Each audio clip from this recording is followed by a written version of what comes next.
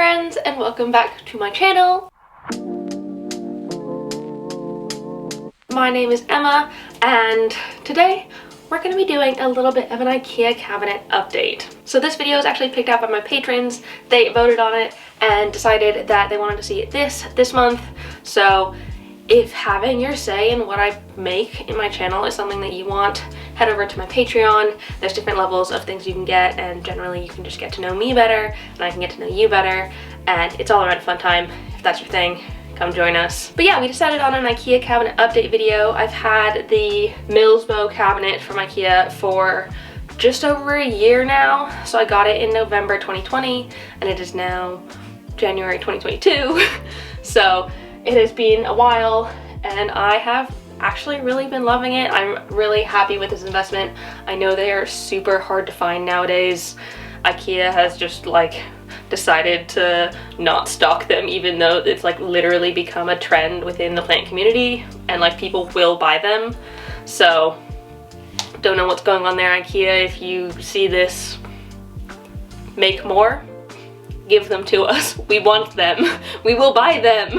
I do have a setting up my IKEA cabinet video back from right when I got it in November 2020, and that's a video of like me putting it together, showing you all the things I set up and what I picked out and stuff like that. So if you're interested in watching me set it up, head over to this video. I'll put it up in the clickable eye and check that out. But today I just wanted to talk about like things I like about the cabinet, some updates, things I might do differently or things I might change, and just an overall picture of the cabinet as a whole and how I feel about it a year later. Also, I should mention that everything in this cabinet I will link down below. Head to the description if there's something you want and it will be linked down there. So one of the big things that I've stopped doing since I made the cabinet is I don't use a humidifier in it at all. In general, the cabinet humidity is usually around 60 to 85%, which is plenty high enough for the plants in here,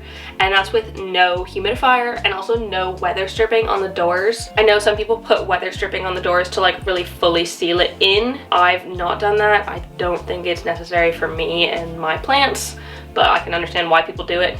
Boost the humidity, why not? But I stopped using my humidifier quite quickly on in there, partially because I had to turn it on every day and like that's a pain for me, and I've pretty much fully automated this cabinet, so having to go in every day and turn on the humidifier is like a huge new thing that I have to do. It's not that huge, but like it's an extra step in my day, which otherwise I don't have at all. But it really does stay pretty humid, especially since I've got a lot of plants in pond. That means there's like water reservoirs, so it just generally stays quite humid most of the time because there's just water, and especially right after I do a big water of all like the plants in soil, the humidity does get quite high. It can naturally get to like 85 plus on like a watering day, so it's not really anything I have to worry about. So that was one of the main things that I removed from the cabinet when we moved. I took everything out obviously because we were moving, and when I put it back together I just didn't put the humidifier in because it just wasn't something that I felt I needed. Also, one of the big issues I've seen people having, personally I don't think I've had, I maybe had it a tiny bit but not loads, is that people's pegboards have been like splitting and getting moldy. And one big reason for that could be too high of humidity, or if there's too much moisture in the cabinet because it's like compressed wood. If there's too much humidity, it can expand and get damp and moldy and stuff like that. So that's another reason why I stopped using the humidifier, because it was just getting too humid. It was just putting the cabinet at risk by potentially making the pegboard moldy, which I don't want. Speaking of the pegboard, I am pretty happy with it. I do quite like the design and I like how it looks, and I like how there's like compatible things like the shelves and the drawers and stuff. I am fans of that. I don't know if I would get this exact pegboard again or if I would get sort of a wire mesh one. I have noticed a couple instances of mine getting moldy. It hasn't gotten as bad as I think some people's have because I've got decent-ish airflow, but I don't know if I would get it again if I got another cabinet, or if this one like goes off. I don't know if I would get it again, because I've seen loads of other systems of like wire mesh, or I was thinking even like making it like a cork board or something for things to grow up. I don't know. I haven't really thought about it because it's not really been that much of an issue, but I don't know if I would do it again, if that makes sense. It would be my first choice. It works, but it wouldn't be my first choice. I do have 2 fans in this cabinet. One up here stuck to the top, and then one that's sitting on the bottom, and that is kind of somewhat necessary. I'm a bit conflicted about it. People do say it's necessary, and I think if I didn't have them, it would be more of an issue with like damp and mold and stuff, and my plants could potentially get funguses and stuff. So I wouldn't like not include them, but I don't know if it's super duper necessary, especially if you're opening your cabinet regularly to like check plants. It just depends. I am really happy with the fans I've picked. I've been using them basically this whole time, and I like them because there's like a manual switch on, so I can set it to just be on all the time when there's power going through the cable. And I have my smart power strip hooked up to everything in the cabinet, and I can tell it to turn on every day at a certain time, and the fans will just go on, and then they'll turn off when the power goes out at the end of the day with everything else. So I do really like them. I also like that you can angle them a little bit. You can like point them in the direction you want. So I have this top one pointing down and then the one on the bottom pointing up to just like increase the airflow in there. So I attached them with command strips just attached to the bottom. I did remove the sticker that was on the bottom that had words on it because it did fall off.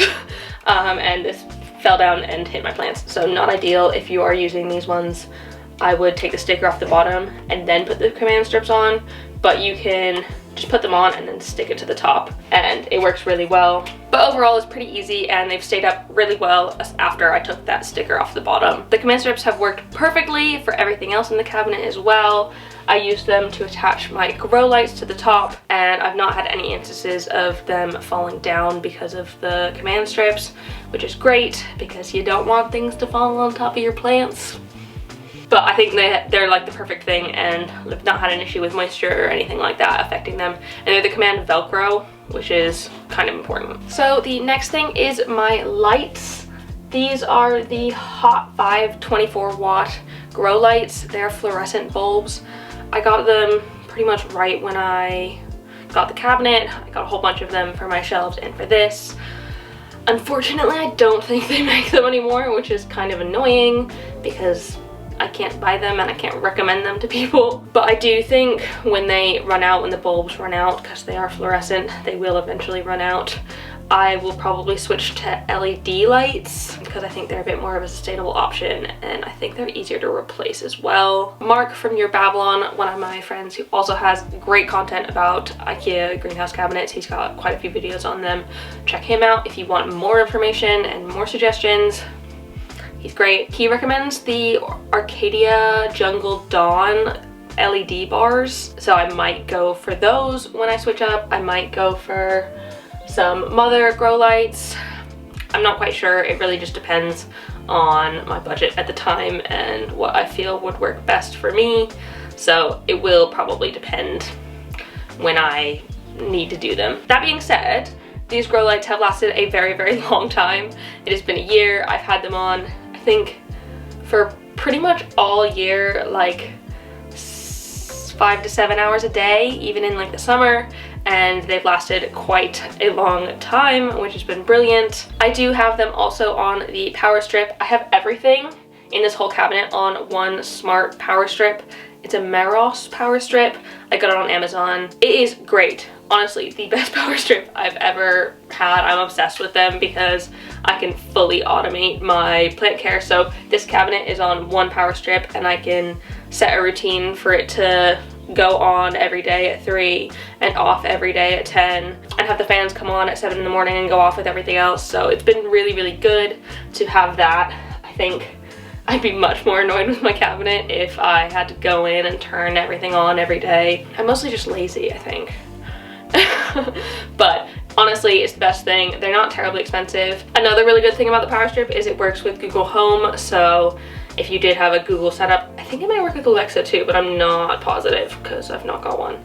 But if you did have a Google Home setup, you can just be like, IKEA cabinet on, if that's your thing, and it would all turn on and it would be really fancy. Yeah, so it's just really cool. I love the power strip. I'm absolutely obsessed. So The main thing that I want to change in the cabinet is that I don't really like the glass shelf that I've got in here. So when the doors are closed, there isn't really any airflow between the sections, which just gives a higher risk for issues with airflow and stuff like that.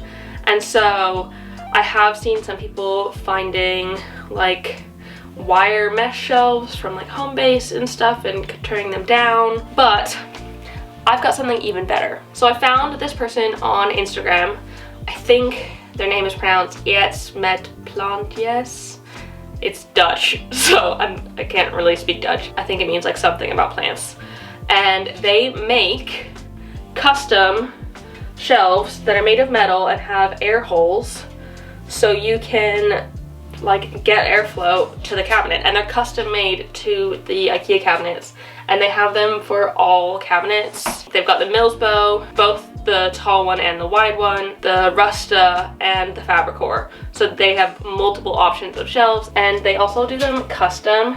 So you can see mine says Good Growing, which is super cute, but normally they have their name just written here instead. Iris, the owner, very kindly sent me this as a gift so I could show it off to all of you because they are absolutely fabulous. So I'm really excited to put it in now. And she's also given all of you 10% off if you use my code GoodGrowing10 in her Etsy shop. You can get 10% off your order of these fabulous shelves. I will link that down below in the description, and it'll all be down there. So if you're interested in getting these, I highly suggest them. I think they're really cool, but I'm really excited about it. I think it's really cute.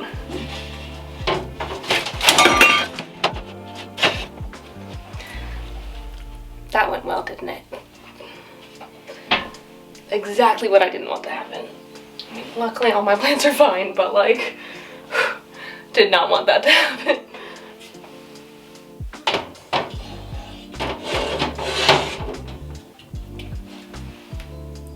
Oh my goodness, that looks amazing. Let me show you. It fits so well into like the natural things of the cabinet. And like, I love, love, love that you can get airflow through it. Like, that's fantastic. And it matches the black so well. I'm obsessed. This is the best thing ever. I would highly, highly, highly recommend this. And it looks so much sleeker than like having a wire shelf. So very, very happy.